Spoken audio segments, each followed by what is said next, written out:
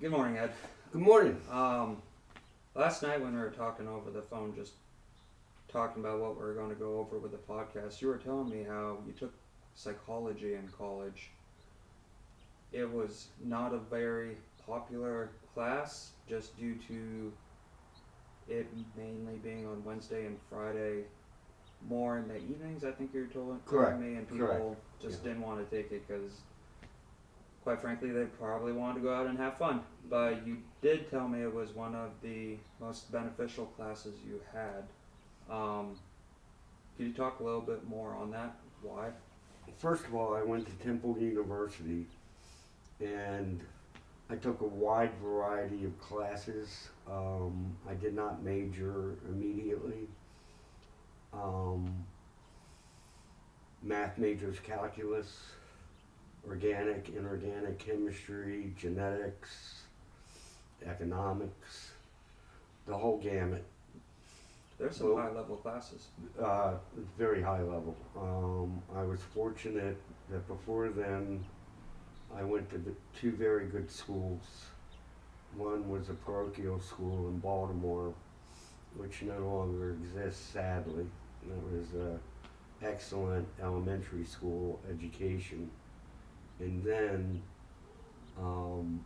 Baltimore Polytechnic Institute, Yeah. which today we would call a STEM school. It was founded by a Navy admiral around the time of the Civil War. But after that, I went to Temple. We talked about the course loads. But when I think back today, the course that I got the most out of was a year of psychology. Right. And as you said, at least the time period that I took it in, meaning the time of the day of the week, was very unpopular Yeah. because it was on Wednesdays and Fridays late, and everyone wanted to get out of Dodge Yeah. on Friday particularly. They're ready to start pre-gaming. So I only had about maybe 25 people in the class, 20, which turned out to be a very good thing because instead of sitting in a lecture hall full of 500 people or whatever, You got to have like more one-on-one. It was more personal. but it also struck to the heart of the way that the professor taught. He taught by the Socratic method. And so there would be a short lecture, and then you would have to discuss what was in that lecture. You couldn't Um, just sit there, be quiet, wait for the class to get over and leave. That never happened. Okay, and he would always give out the assignments, of course, um, before the course would, begin for that specific day. You could study, and if you didn't study, um, you were a freak, Yeah. because you had to participate. But the going back and forth in that kind of learning environment was excellent. Yeah. And I got a lot out of that. And again, if you asked me to do like a calculus calculation today, I couldn't do it. Oh. I haven't done it in years. So like Um, as like using to do electrical work, you could ask any master electrician and they'll tell you the smartest time they ever are at electrical when it comes to calculations and knowledge is a couple minutes before you actually take the test. right, And then after that, it's gone. yeah. It's gone. Not all of it. I mean, Oh, of I course. had an excellent economics professor. His name was Walter E. Williams. He was part of Reagan's transition team when Reagan won, Oh wow. his economic advisor. So I mean, I had some great professors, and I remember a lot from it. But psychology was what I got the most out of because it came in more useful in everyday life. Yeah, you're able to bring it to the workforce. You're able to bring it even a matter of buying a vehicle. You're able to use it and control your emotions more. Yes, it was very excellent in what I would call conflict resolution, Yeah. or how not to get into a conflict to start with. Did they ever talk about like emotional intelligence at that time? I don't remember. Titles. I don't remember the term emotional intelligence. So that's kind of like the same thing, like emotional intelligence. I know I asked that in the previous podcast, he didn't really fully know what emotional intelligence was. He kind of just put the words together and made a definition. But being able to use emotional intelligence is being able to read the room. Be able to read the room, read the outcome. It's like in the movie Avengers with Doctor Strange, where he's able to read, like, alright, if I were to do this, this is going to happen, or if I were to do this, this is going to happen. You could use emotional intelligence to be able to read how someone's looking, read how someone's talking, read body language, and be able to steer the conversation in a lot more gentle way, honestly. Like, if there's one thing I can honestly say within the law enforcement field, de-escalation is the number one priority. We never want anything to escalate, and if the law enforcement field were to do more training on emotional intelligence, more de-escalation could occur. And it's the same thing to take it out of law enforcement going into the construction field. You go from one field trying to settle something down to another field. You have a bunch of guys that just worked 65 hours in the last 5-6 days, and the last thing they want to do is hear something come out of your mouth that they did something wrong. That's kind of like the basic way of saying what emotional intelligence is. Again, the term wasn't used in that class. It was more like what I remember. If you're in this situation and you do this and then you do that, you're going to get. Yeah. So you don't do that. Yeah. You know, you do this. Yeah. That's what I recall the most. But yeah, it was more like how to handle human emotions, behavior, as well as your own. Oh yeah. So Even bringing it into like the parenting field, Mm. and God knows that's nothing is a bigger test with your patience than dealing with a 4-year-old at times. we didn't get into that at all. Yeah, sadly they. I can't even say they don't have emotional intelligence within them. They're 4-year-olds. They're a lot smarter than what people think. I know. Both of my kids, they know how to act cute to try to get out of being in trouble. One of the best times in my life, which has gone by, was I have 3 kids, but what was most enjoyable to me in the recent past was the time I spent with my oldest granddaughter, Yeah.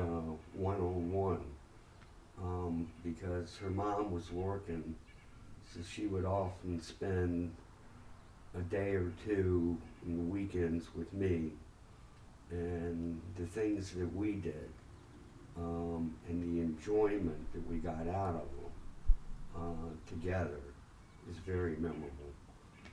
I never looked at kids as being like a problem. I looked at it as being more fun and exploration.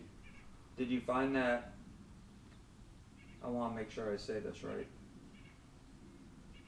Did you find that the time of your life where you were either goal orientated or financially or just that huge to-do list that us guys like to put on ourselves, Did you find that you were able to enjoy that more with your granddaughter and compared to when you were raising your kids? Yes. Yeah. Okay, I was further along. I was more financially secure um, because by that time I was an owner in my company, Yeah. and I started at the bottom, literally in the bottom of a ditch. Could you talk And more on that? ah, you graduate from college, university, but you really don't know what you want to do. So in a way, you fall into it. And the first, other than kid jobs, the first real job I had with a regular paycheck, I was working for the National Park Service Yeah. in Philadelphia at the time leading up to and after the bicentennial. And I had a great job there. I was Benjamin Franklin. Technically, I was Benjamin Franklin Beige, but I would be dressed up in a colonial costume um, and operating a real printing press that they sent me to the Smithsonian to learn how to use. But after a while, it got old, and I wanted to do something else. And also, there may be financial security working for the federal government, but there was not adequate financial remuneration. And I knew I had to do something else. And since I went to an engineering high school, um, I decided I was going to get into construction. But I'd never been in construction before. And by that time, I was probably 26, 28 years old. Is that a field that your parents were in at all? Absolutely not. Um, my parents were a weird couple. There was upside down for the times. We're talking about the 50s and 60s. My dad was what you would call maybe not a blue collar worker, but he owned his own beauty salon, and he actually branched out before, like, there was the hair cuttery and that type of thing. He had different locations.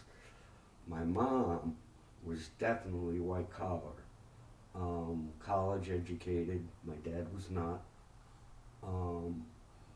And she was the chief dietitian at Johns Hopkins Hospital in Baltimore for at least 30 years, maybe more. So that was like a full blown career for her. That she She, weren't going to be leaving it. no, she was famous. She came up, and don't use today's definitions for it. Hers was the first definition. She came up with something called the ketogenic diet, and it was to cure kids with epilepsy. And that diet was so successful that she played herself in a real movie with opposite Meryl Streep called First Do No Harm. No, my mom was at the top of her field. Yeah. That's crazy because I mean you're not wrong. Like when you say don't use today's definitions. Well, ketogenic diet to me, and I could be wrong, but when I think about it today, you hear about it on the news or whatever, it seems to me to be like some kind of fad that's going to come and go. Her diet is not going to come and go. Yeah. These kids were being like shot up with all these drugs that really made them semi-comatose most of the time. Yeah. And when they started on this diet, that stopped, and they didn't have to take any of that, and they became regular kids. That's crazy because at this point we're talking about legit history, legit Yes. medical science. Yes. that occurred that I can honestly say I've never heard of this study or the practice of it for kids with it. She wrote a book. I helped her because computers were just becoming the thing then, and she didn't know how to use a word processor when she was writing the book. I helped her with the word processor. That's Yeah. it wasn't that big a deal, but we got the book done.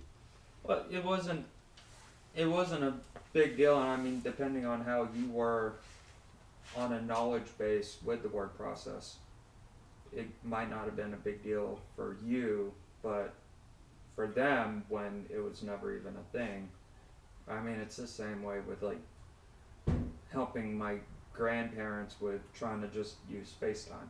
Yeah. I mean, it's the exact Yeah. same thing. It's not a big deal for us. We could pick up our phones and No, I mean, like, my kids help me out with it today, particularly my two daughters. When I don't understand how to do something on Facebook.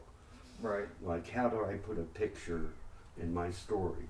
That type of thing. Yeah. Even yesterday, Millie, my oldest daughter, showed me how to move around text and Facebook on my story. So That's funny. How many kids you have? 3, Your son and two daughters. two daughters. Now, I know within that time, with my father and my grandfather, it was very typical that he was out working all the time. And therefore, he wasn't able to spend as much time as he probably would have liked with me. You did talk about, we were talking about before, how some of the most precious times you had was that one-on-one time with your oldest granddaughter. Well, I had great times with my kids. Once I got into construction and engineering, I would get up at 4 o'clock in the morning and I would get home at 8 o'clock at night. Yeah. But you made up for that on the weekends when you could, or when I reached a certain level that I could do certain things that I wanted to do without getting in trouble at work. Yeah. Like I was a soccer coach and that type of thing. So You're able to it get wasn't involved. like they never saw me. Yeah. We always Oh, had yeah, great yeah. vacations. I reached a point where I could buy a nice boat that we kept on the Chesapeake Bay, which was totally cool. Kids had a great time with that. That's an experience alone, especially for a child. Yeah. That's something you don't forget. No. With everything that we just talked about, does any of it be brought up to what you do today? Well, I'm retired today. Okay, yeah. So I would say I read 4.5 books a month minimum. Yeah. What kind of books? Wide variety. Yeah. American history, particularly American military history. Right now I'm reading a book by one of the deans of American foreign policy. It's entitled American Foreign Policy from 1900 to 1950 right now, so that's a brainiac book. It's very deep. But the next book I read may be a John Grisham book, although I think I've read them all. Yeah. That type of thing. Have you ever had interest in spreading knowledge? I thought about being a teacher when I retired, very heavily. But in today's educational environment, Yeah. which I think sucks, I wouldn't subject myself to that. No, you'd want to be able to do it at the pace and the language that you'd like to do. But And in not. many respects, in my engineering career, construction career, I was a teacher.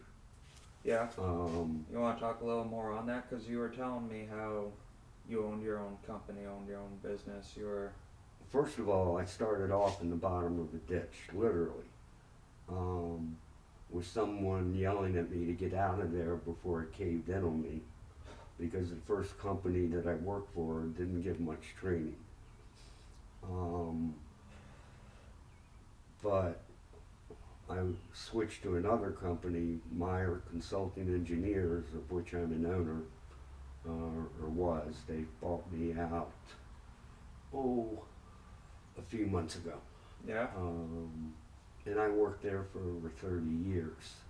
And so as you rise in the business, it's your job to be a teacher. Yeah. And I was more, in the end, on the financial side of the business, business acquisition. So you have to bring people up that are going to be after you so you can do their job. So you're very much a teacher. Yeah. You don't want them to fail. You don't want to just. I mean, you spent 30 years doing it, and the last thing you want is everything you built to just crash and burn. No, I brought up our financial manager. Her name is Yulia. She's from Russia. She was great. During the interview, and there was a lot of psychology in this interview, I established early that she could do the job, probably within 10 minutes. Just by reading her.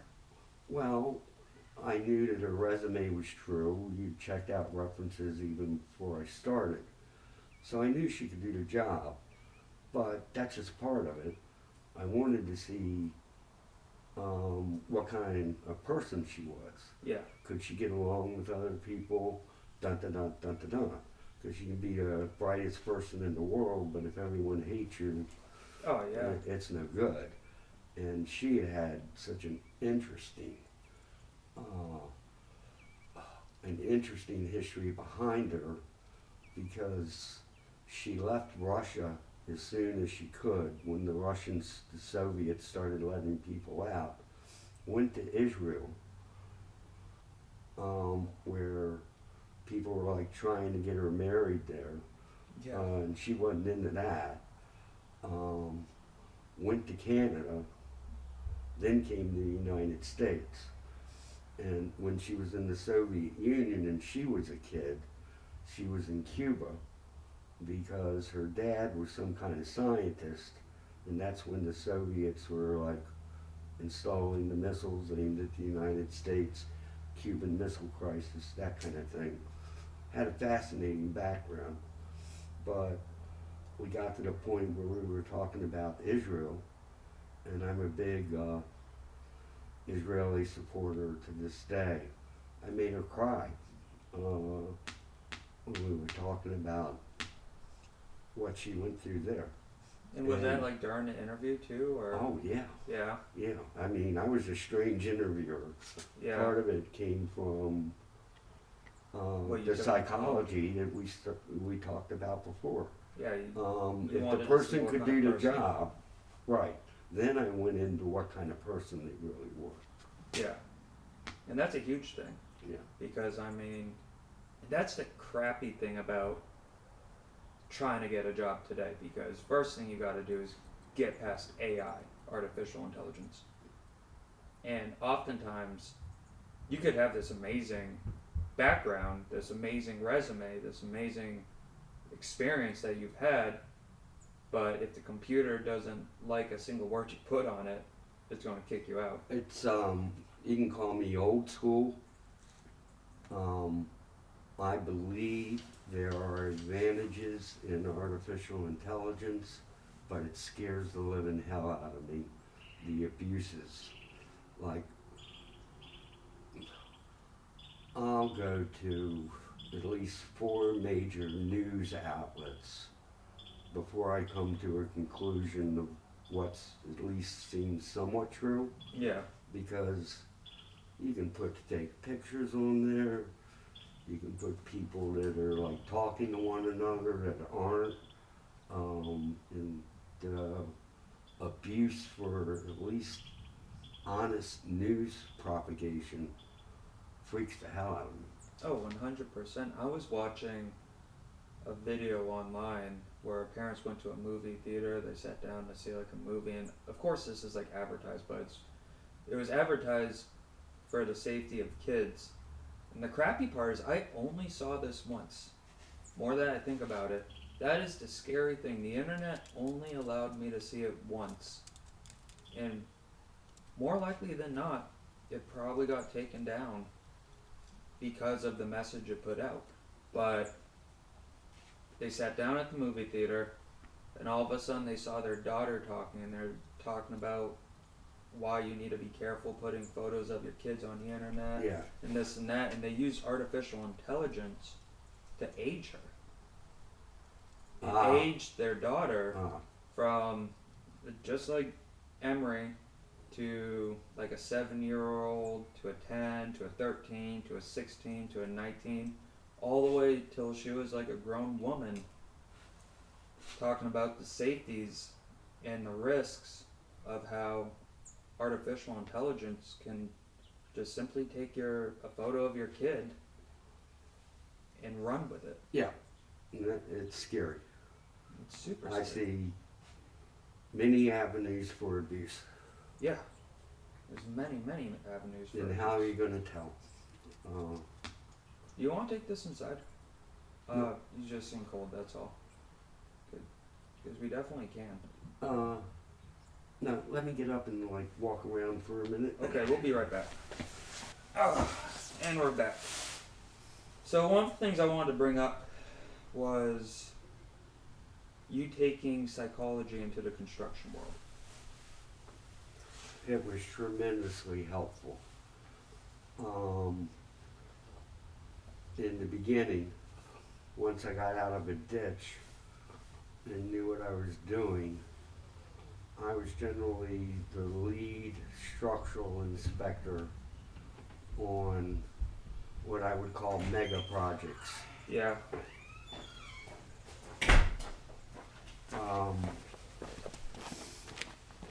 Mobile Oil Worldwide headquarters in Fairfax, Virginia, a 28-story tower in Richmond called Main Street Center. And you have hundreds of construction workers on those projects.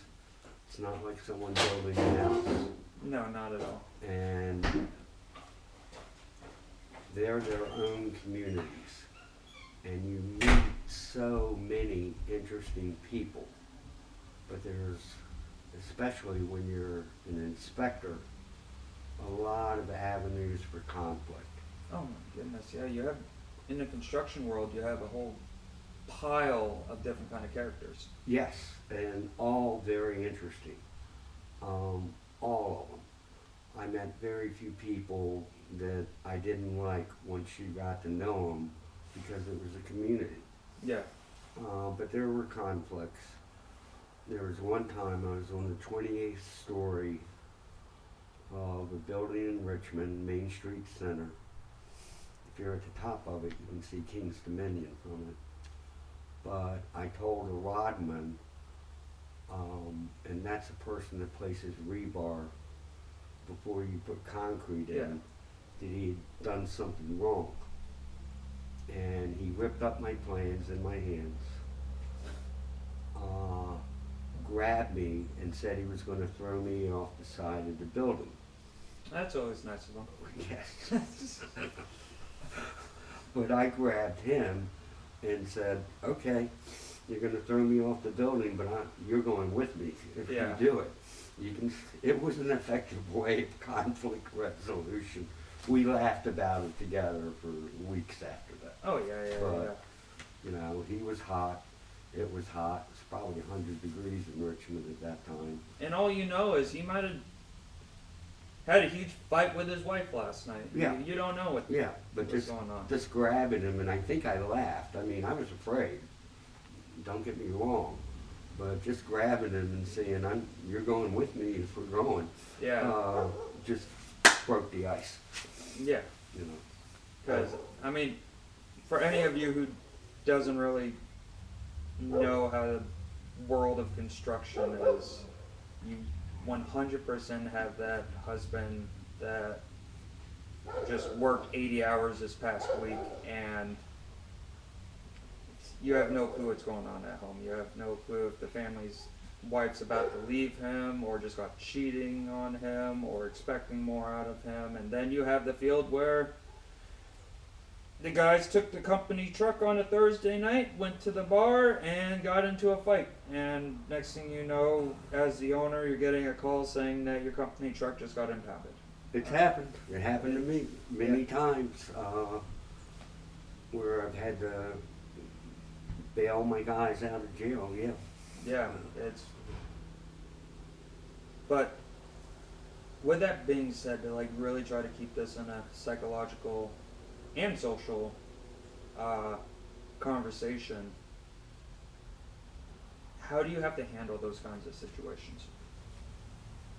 Because I mean, it's not like We talked about it more earlier before we sat down. The psychology of it, as I grew in the construction field, had more responsibilities, was attending high-level meetings. I could tell when someone was acting. yeah, It would be nothing for a contractor to start getting up, screaming, pounding the table, dun dun dun dun dun dun, and everyone sitting around the table was like freaked out except for me, because it was clear to me that the guy was acting, but everyone else is freaked out, and that's how he would get his way. oh, it's an easy way to get there. But he didn't get his way with me. I remember working in DC, and I have no problem saying this, and some people that might listen to this who knows me might get mad. But they had a lot of management under their fingertips because staffing was so hard and so bad because of all the qualifications you needed in Right. order to get into the position I was in. The shags got their way, and that was just that. I'm not working that spot. I'm working over here. And if they're to say no, you're going to do what you're told, they'd simply say, "I'll just go home." And if that were to happen and that position wasn't filled, the company would get fined for not upholding the contract. Right. And they used psychology to manipulate the management to get what they want. Right. And you've got to use psychology to protect management, which I was in Yeah, reverse, more or less. And that's again where psychology was important.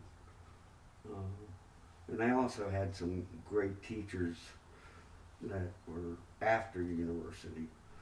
My main boss, Bob Meyer, who started the company,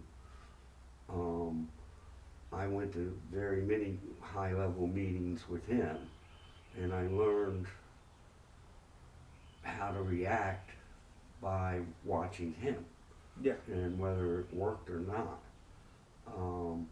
These meetings were so high-level, lawyers were involved or whatever, but in what I would call my training phase, I was like a consigliere, yeah, where we would be in a huge conference room. It's right out of Godfather. Godfather 1, I think, maybe Godfather 2, where all the mobsters are sitting around the table. yeah. I was about to ask. Yeah, if you could explain more, like what that is. Well, they never went alone. And there would always be their main, like, legal guy, second in command or whatever. He was called the consigliere. And at least for a couple years, when anything like that happened, I was sitting directly behind my boss. You never sit beside him. And I would have all the paperwork, documents, or whatever. You had to have them ready at a moment's notice. Yeah, because if they asked for it, it was Right. like the snap of a finger. Right. But like 5 years later, I was doing it alone. So you're always Without learning. someone behind you. Half of the time. Yeah. Half of the time. Yeah. Do you recall your boss ever being in your shoes, where he had a boss, or did he start it where? He was a remarkable person. He came from South Dakota, went to Catholic University in D.C., maybe worked for someone for no more than 2 or 3 years, and started his own company. And I joined his company shortly after he started it, So you were there from very close to the very beginning. but not the beginning. Yeah. Not the beginning, but yes, very close to the beginning. And again, it's like, to me, it's still psychology. They hid it from me when they were hiring me. I had never met him, but I knew his second in command who hired me. That kind of life takes a lot out of you. He had 2 heart attacks before I ever met him. Oh Jesus. And he Yeah. got them from work, and he got them from stress. What's the? So you got to learn how to handle stress if you're going to be in construction or any field. I Yeah, guess. yeah. It takes a lot out of you. I'm trying to remember a book. I can't remember the main title, but the second part of the title states how to kick ass in business. And he starts out the book talking about how he thought he was having a heart attack, or he might have had a heart attack, but it came all from stress. Oh, absolutely. At least in construction field, absolutely. And I'm sure it's that way in many fields. Oh my God. But it's yeah. how you let the stress get to you too. And I learned, and it was a rule in my house with the kids when they were growing up, that we did not talk about my work when I got home. You got to divorce it Yeah. and not think about it. You have to be able to take a break, separate yourself. Right. Get That out takes of it. discipline to do it, but Oh my God. Yeah. yeah. There were exceptions to this at times, like a very good time I would talk about it. Sometimes a very bad time I would talk about it, but generally The bad talking- times were you having to get it out vocally, let someone hear it, or you just at times it would be so stressful you would find yourself sometimes taking it home. It was more than stress. It was so bad that and this didn't happen a lot, maybe once a year. But everyone around me could tell something's wrong. Yeah. So then they start talking. Yeah. Goes from there. And they wanted, And then it's They were only worried like it about was a you. stress relief. yeah. But I never dwelled on it. That's a huge thing. I know. I personally, everyone's different, but if I don't confront what's wrong, it's not going to leave my head. Running away from it isn't going to help. No. No, if there's something that is on my mind, and back when I was able to run, I got this from Nick Bear. He's the owner of BPN Supplements, hybrid athlete. Back when I was running, if I were to think about, because that would be my time to think. I'd run like 15 miles, no headphones, just pure dark, doing it while my kids are still asleep. Mom's at home, being very clear, didn't leave my kids home alone before you internet freaks attack me. But if I were to think of the same thing 2 runs in a row, that meant it had to be addressed, or I had to ask something. I did the same thing when I was younger, particularly when I was in the Air Force. I would run about 10 miles a day, sometimes more. But I would forget about everything when I was running, because you get that natural endorphin high or whatever. That was my time of meditation. Yeah. But I wouldn't dwell on anything negative when I was running. Yeah.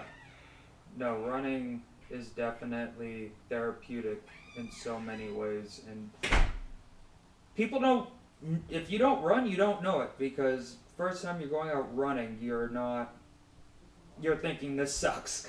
And first time you're ever starting to run, all you're thinking of is this sucks, or I need music for motivation. And I think motivation's the most trashiest thing on earth. I never used headphones or anything like that. Yeah. There was just that natural high that you got after the first couple miles or whatever. And you got so much out of it. Yeah. Yeah. I want to keep talking. I have to go get my oldest for a movie. But is there anything you'd like to ask me at all? Or anything like that? How long have you been doing this? This is my second show. Really? Yeah, second show ever. Cool. The main purpose of me doing this, I mean, and it's not like I'm saying anything bad about the military, or saying, nor do I truly want to bring politics onto this show, but when you're in the military and you're putting yourself out there on the media, there's a good chance, quite a few times I had my hand slapped for saying something that, when you're in the military, you're representing the military 24/7, Right. no matter what. And with that being said, you don't actually truly have freedom of speech. And I've wanted to do this for quite a while. Yeah, for those of you who think you know, like, this is America, freedom of speech, join the military. You don't get freedom of speech. They could lock you up for just saying the wrong thing. Well, I could say that about almost any profession. Yeah. I mean, I'm not gonna like blurt out something it's gonna cause any conflict, like in a work environment. You know, you gotta restrain. You may be thinking in your mind the guy's an idiot, but you're not gonna call him one. Oh, for sure. You know. A lot of people I've wanted to talk to, that it's not that they didn't want to come on the show, but because of their job, it was considered a conflict of interest. So that's just the thing. But I got out back in February this year, 2014, and I was like, this is it. I want to talk to people. I want to talk about stuff. But as we both know, politics was becoming more and more and more of a hot topic around that time, the closer it was towards November. And that's why I was like,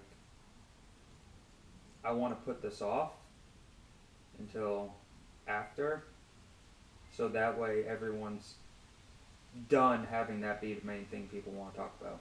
Because I want this to be educational. I want this to be a learning experience. I want people to look at things in a new light, new way. Initially, I wanted the podcast to only be called the Every Angle Podcast, because I wanted people to look at things in a different light. What do you call it now? Henry's Every Angle Podcast. Okay. And I only call it that because you look up Every Angle Podcast. I wasn't the first. Right. I wasn't the first to come up with it. I didn't get that $1 million idea first. So after like really thinking of it, I'm like, I'm just putting my last name. I'm putting my last name. I'm branding myself. Some people say that I should take out the name, and then I've had other people say that putting my last name out there is a strong pinpoint into showing this is me.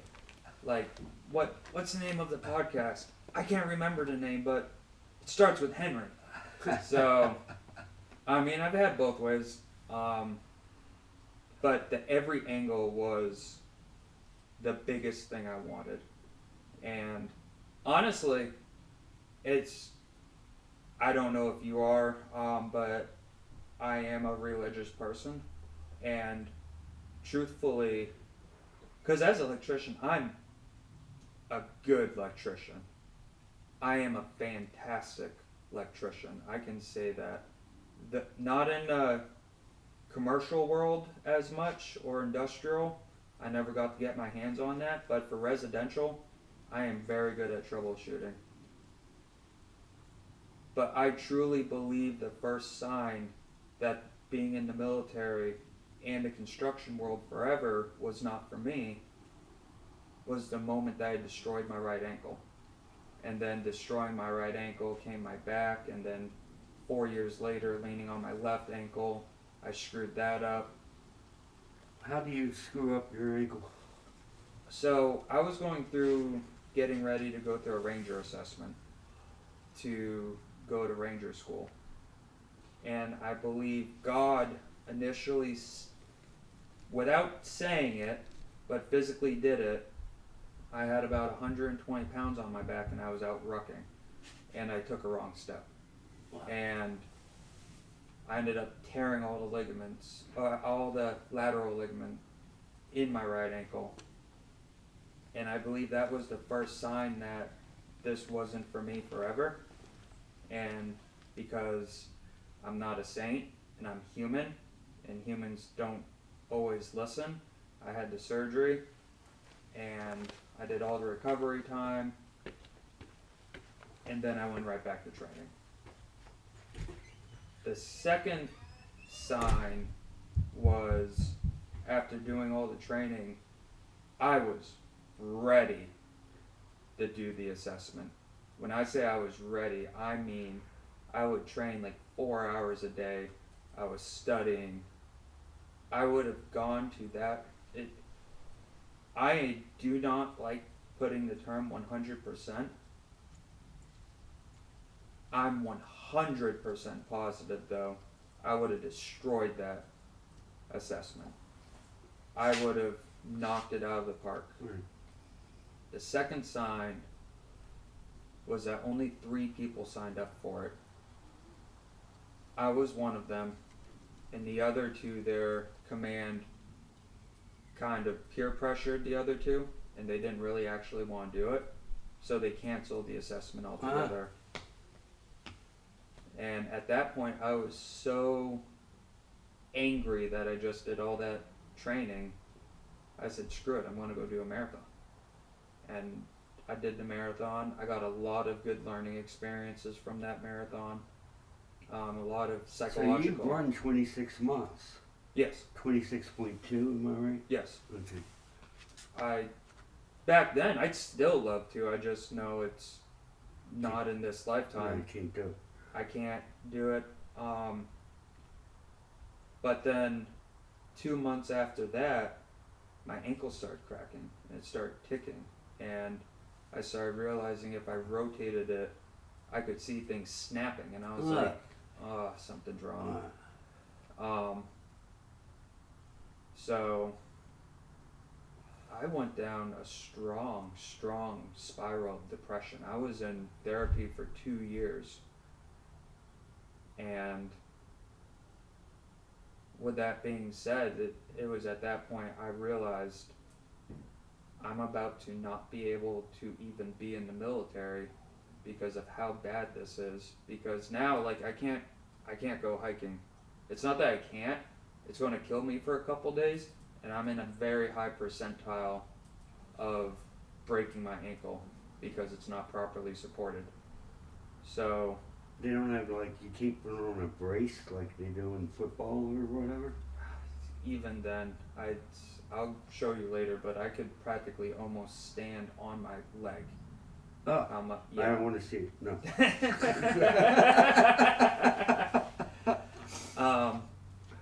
But yeah, and as an electrician, I was working for my dad, and thankfully, I was working for my dad because he would only ask me to do what I could physically do. Okay. If I was working for anyone else, I probably would have been fired Okay. because I couldn't go as fast anymore. I couldn't Right. do any of that. Walking literally hurts to this day. That's why when we were standing over there, you saw me either leaning or going to sit down, because it's just being on my feet is extremely uncomfortable. But thanks to going into therapy, she saved my life. I'm not going to lie. If it weren't for my kids, I probably would have killed myself. How far down the line I was. And I know that's hard to hear, but I want my hardships to be a learning experience. I think And- a lot of people have gone through that, but they're afraid to talk about it. Oh, I think they're very afraid to talk about it. And it's something that should not be a dirty thing to talk about. Having conversations like this is extremely therapeutic, and Indeed. it allows people to realize they're not alone. Yeah. Agree. But thanks to me being in therapy, my therapist helped me be able to save my own life. And don't get me wrong, I still have awful moments to this day, but it is better, though she made me realize a different angle that I could help people. It was drawing a full circle on this conversation, going back to psychology at Temple University. One of the main things that the professor taught us was that you can't put all your eggs in one basket. Meaning, if you want to be a doctor, but you can't because you flunk out or whatever, it's not the end of the world. There are always other opportunities, and be open to them. And that was one of the main things I remember from those courses. Yeah. And being able to open your eyes to that is also therapeutic, because your life's not over. No, unless you want it to be. Yeah, of course. I was listening to a podcast, awful to laugh at, but basically a guy, he was hating himself, his family hated him, everyone was asleep, and he realized the signs. He was like, I'm having a heart attack. And at that point, he's like, oh, this is it. This is my time. He didn't ask for help or anything. He laid down next to his wife, and he's like, this is my time. And he went to sleep, and he woke up the next day, and he was like, dang it!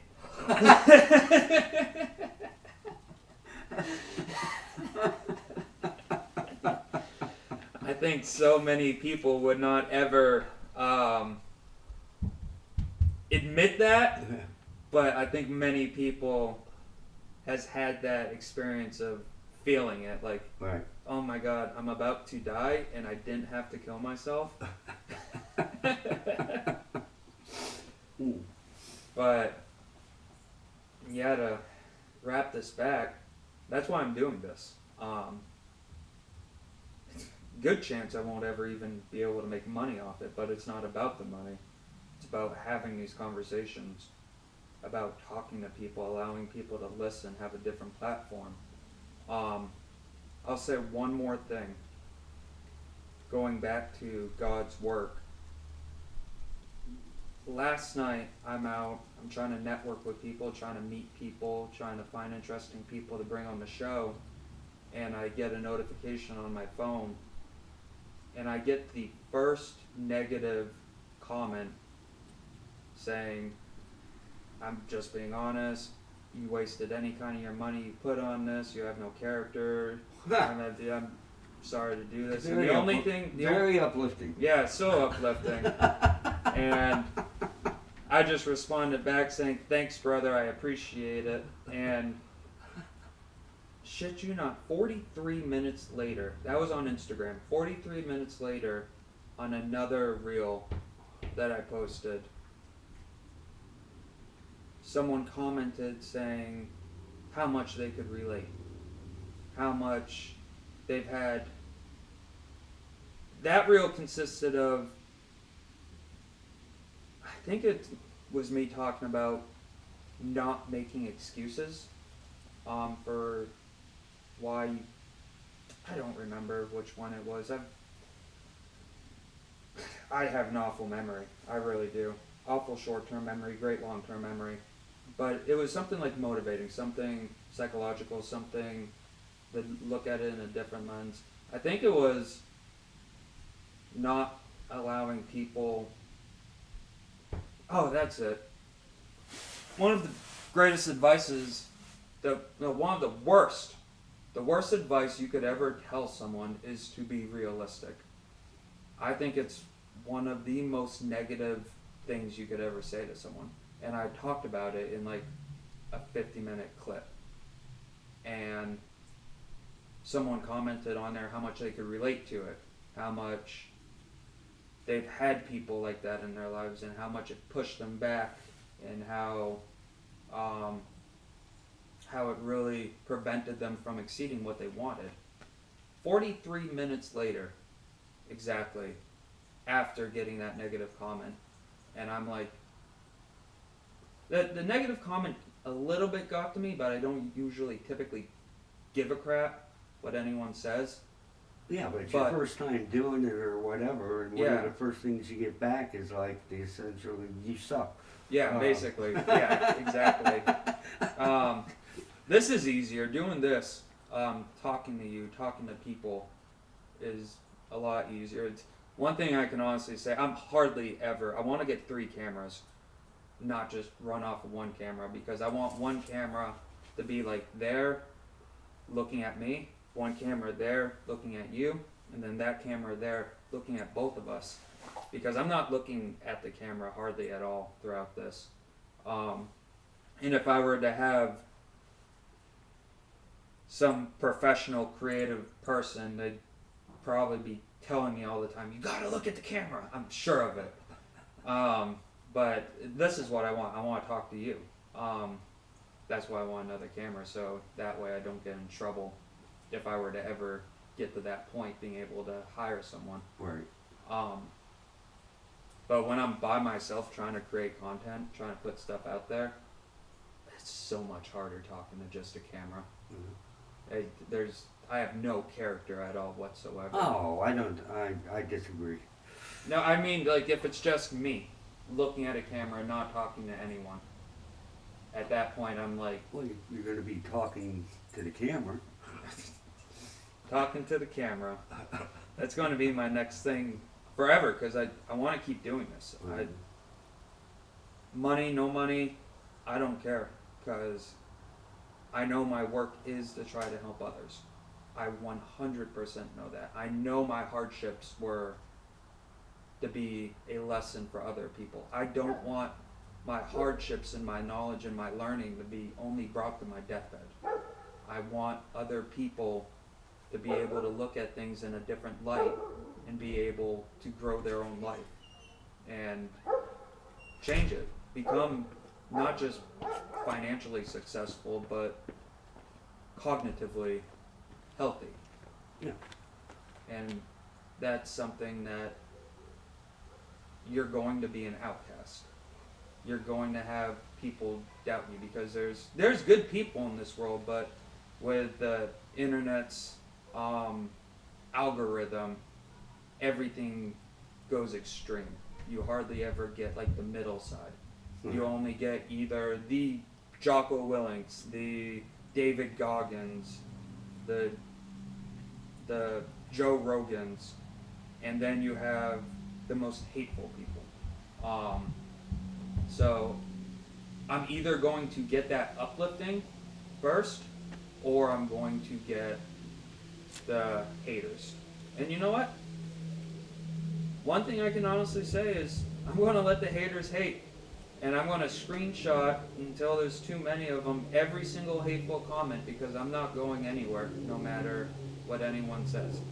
I want to keep doing this because the world needs more people to talk like this. Cool. Cool. Well, I appreciate it. thank you so much for taking the time to talk. And I can't wait to have Thanksgiving with you. This is only the second or third time that, wrong word, I've been on like TV. Yeah. Once was with Spire Agnew. Spire Right. Agnew, what's that? He's Vice President of the United States under Richard Nixon. Oh, Jesus. Yeah. That was definitely a spotlight then. Oh yeah. Oh yeah. Cool. Well, gotta go get my son, and thank you. Thank you everyone for listening. That was cool. It was great.